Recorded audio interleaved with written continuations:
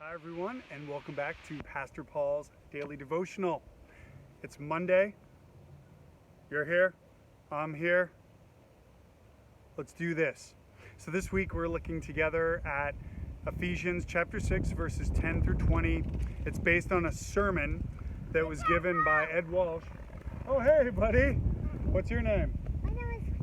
My name is Jock. Jock, I'm glad you're here. All right, I'm doing a little video. We'll talk in a minute. So this message, I'm glad Jock is joining me, but this message is based on Ed Walsh, who preached yesterday on Ephesians 6 verses 10 through 20, okay?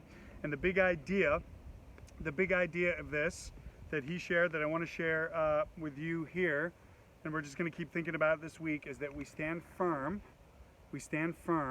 okay, by putting on Christ. We stand firm as it relates to spiritual warfare by putting on Christ. So, the first point he made there is in verse 11, where the Apostle Paul, in chapter 6, verse 11, okay, he says that we're to take our stand against the devil's schemes. Take your stand against the devil's schemes. And so, what Ed Walsh made a point of, I should say rather, is that our adversary is Satan. We have a real spiritual adversary who opposes Christians, and he is a liar, he is a deceiver, he is a schemer, and earlier in Ephesians, Paul says that he is the ruler of the kingdom of the air. And so Satan is not to be taken lightly, okay? He's not to be ignored, but he's also not to be magnified. Sorry, it's a bit windy today. Satan is not to be ignored, okay? But he's not to be magnified. But he is real. He's not a figment of our imagination. And so he is the ruler of the kingdom of the air. And so he is on a very tight leash under God's authority, okay? So we need to keep in mind that his greatest strategy is deception.